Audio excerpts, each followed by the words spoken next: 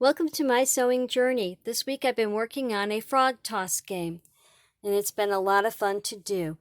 The first thing I'm going to start with is the game board. I took some blue fabrics and sewed them together. Then I sewed on some points. This here everyone's been calling a toxic green, so this, if the frog lands here, it's automatically out. Then I made some rocks with a paw coming out.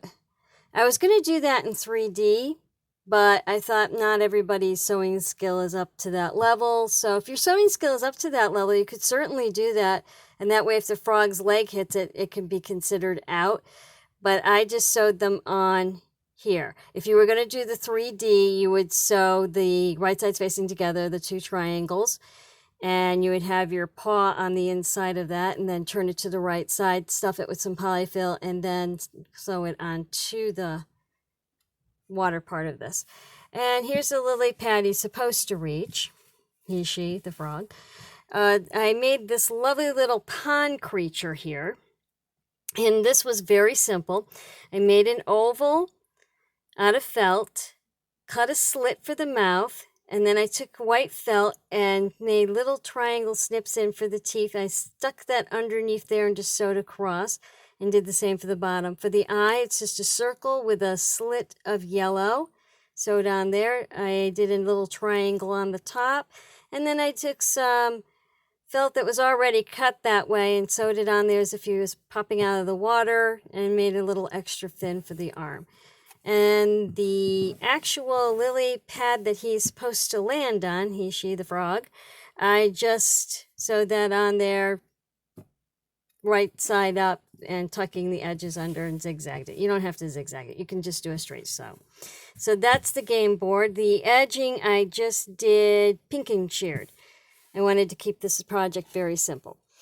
Now for the frog, I made my own pattern, starting out with some squares for the frog's legs and then the head, and then I filled in making the frogs. I didn't finish my frog on purpose because I wanted to be able to show you.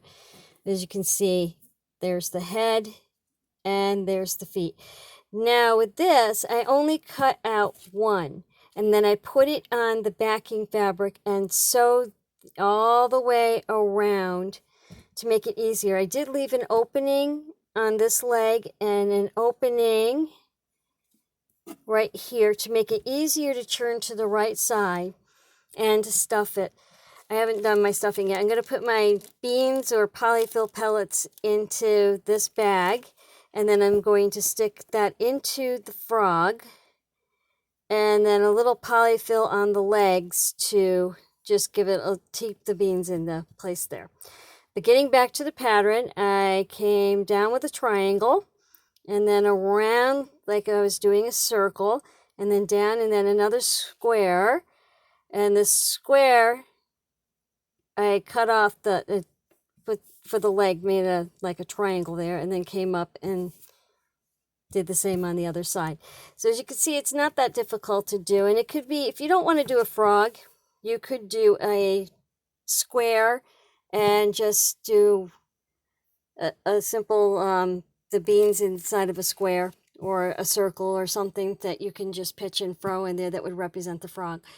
Thank you for joining me today. Thank you for liking, thank you for subscribing, and happy sewing.